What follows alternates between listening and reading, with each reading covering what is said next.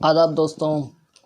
UK universities में application में क्या क्या ज़रूरत होती है ये सभी बताते हैं। क्या क्या डॉक्यूमेंट होते हैं वो सभी बताते हैं। मैं आपको वो बताऊंगा जो आप नहीं करना है यूके यूनिवर्सिटीज़ के एप्लीकेशन के साथ में कभी भी आप यूके यूनिवर्सिटीज़ को अप्लाई करते टाइम पर। ठीक है, सबसे पहले शुरू करता हूँ कोर्स को रिलेटेड।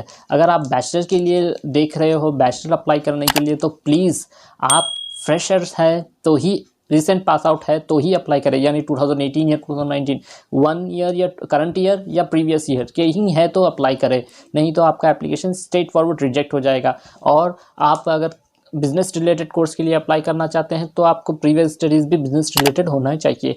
और आप कैलकुलेशन कर सकते हैं कि 3 मेन कोर्स सब्जेक्ट्स है, आपका 60% एकेडमिक होना चाहिए और 3 मेन कोर्स सब्जेक्ट्स में 3 मेन कोर्स सब्जेक्ट्स को मिलाकर आपको 60% होना चाहिए। ये आप कैलकुलेशन भी कर सकते हैं, तभी आप अप्लाई करें। हमारा अगला टॉपिक है इंग्लिश रिक्वायरमेंट। अगर आपके पास बैचलर अप्लाई कर रहे हो या मास्टर्स अप्लाई कर रहे हो और रिसेंट पास आउट है करंट ईयर या प्रीवियस ईयर, तो आपको स्काइप इंटरव्यू लगेगा। अगर आप स्काइप इंटरव्यू पास हो जाते हो तो ठीक है, कोई बात नहीं, आप अप्लाई कर सकते हो। अगर आपको इंग्लिश रिक्वायरमेंट आया तो आपको आईएल्स या पीटी दोनों में से कंपलसरी एक हो जाएगा। पीटी का रिक्वायरमेंट 57 में, overall 57, not less than 51 in each band. IELTS का रिक्वायरमेंट है 6 point, not less than 5.5 in each band. ये इंग्लिश का रिक्वायरमेंट है। अगर आप इंग्लिश में स्काइप इंटरव्यू से पास होते हो तो आपको देने की ज़रूरत नहीं पड़ेगी। अगर आप करंट ईयर पास आउट या प्रीवियस ईयर पास आउट हो तो ही आपका आईएल्स वेव ऑफ हो सकता है, आईएल्स की कंडीशन मीट कर सकते हो। Top up course, top up course वो होता है जो आपको middle of the main course के बीच में ले जाए। ईयर 1 एंट्री होता है, ईयर 1 एंट्री यानी first year entry, year 2 entry यानी second year entry, year 3 entry यानी थर्ड ईयर एंट्री। चलिए देखते हैं टॉपअप के लिए कौन कौन एलिजिबल होते हैं। टॉपअप के लिए 10th 12th एंड डिप्लोमा, ये कोर्स के लोग ही, यही लोग एलिजिबल हो सकते हैं टॉपअप के लिए। अगर आप टॉपअप देखते हो तो इसमें year 1 entry, year 2 entry, year 3 entry ये होता है। ये ट्यूटर डिसाइड करेगा कि ईयर 2 एंट्री में जाएगा या ईयर 3 एंट्री में। ये अप्लाई करने के बाद एक मिनिमम 4-5 डेज़ में आएगा इसका डिसीजन। हर यूनिवर्सिटी में ऐसा ही होता है। और प्राइवेट डिप्लोमा वाले कोई भी अप्लाई ना करें, ये प्राइवेट डिप्लोमा कंसिडर नहीं किया जाएगा। किसी स्टूडेंट ने डिप्लोमा किया है बिजनेस फील्ड से मगर वो अप्लाई करना चाह रहा है कंप्यूटर कोर्सेज से पे, तो ये एक्सेप्टेबल नहीं होगा। किसी बच्चे ने अगर डिप्लोमा किया है इंजीनियरिंग फील्ड से, वो बिजनेस के लिए अप्लाई करना चाह रहा है, तो ये एलिजिबल नहीं होगा। स्ट्रीम प्रोग्राम में ही एलिजिबल होगा। यानी कि नर्सिंग डिप्लोमा किया है, अगर आप बैचलर ऑफ नर्सिंग के लिए टॉपअप के लिए अप्लाई करते हो तो आपका एप्लीकेशन एक्सेप्टेबल है। मिनिमम रिक्वायरमेंट आपका इसके अंदर भी ट्यूटर डिसाइड करेगा और आपको इसके अंदर 4 से 5 दिन या 1 हफ्ता टाइम लग सकता है डिसीजन आने में। मिनिमम 4 से 5 दिन में आ जाता है हर यूनिवर्सिटी का।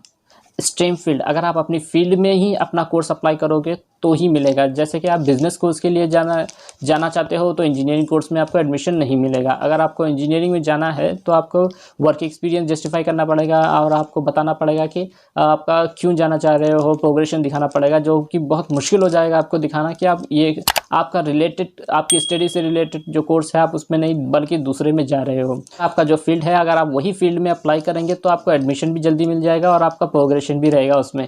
जिसमें जाना है आपको जो अप्लाई करना है, आपकी प्रीवियस एजुकेशन में जो फील्ड है वही फील्ड से रिलेटेड आपको अप्लाई करना होगा। बिजनेस वाले बिजनेस में अप्लाई करेंगे, इंजीनियरिंग वाले इंजीनियरिंग में अप्लाई करेंगे। ऐसा इनकम्प्लीट इन्फॉर्मेशन और फॉल्स इन्फॉर्मेशन, ये कतई आप कभी भी यूनिवर्सिटी को अप्लाई करते टाइम पर ये ऐसा कभी ना करें, ये मेरी रिक्वेस्ट है।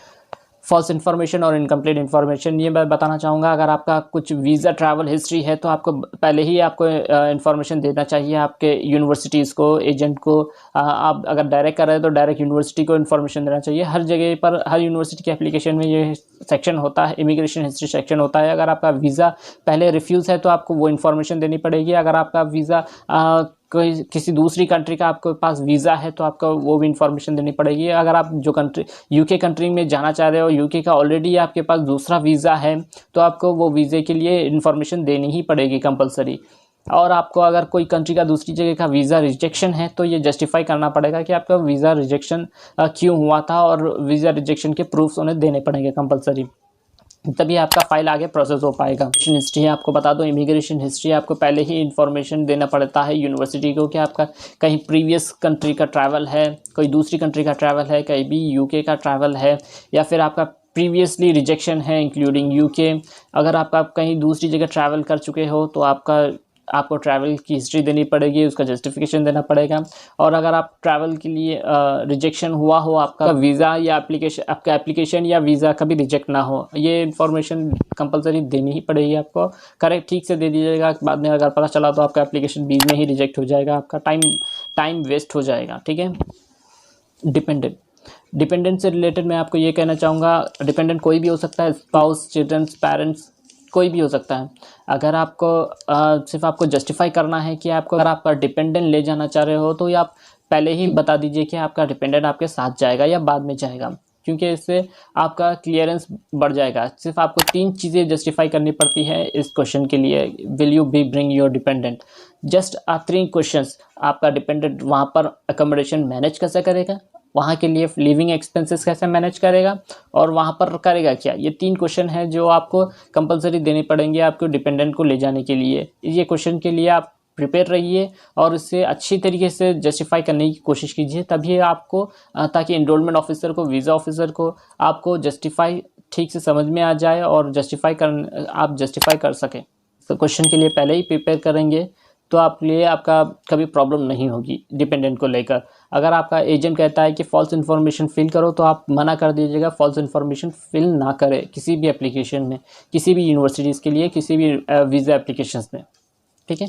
ओके दोस्तों, अगर ये आपको इन्फॉर्मेशन नॉलेज कैसी लगी आप कमेंट करके बताएं, नीचे कमेंट करके बताएं। जब तक के लिए मिलते हैं अगले वीडियो में। शब खैर, बाय।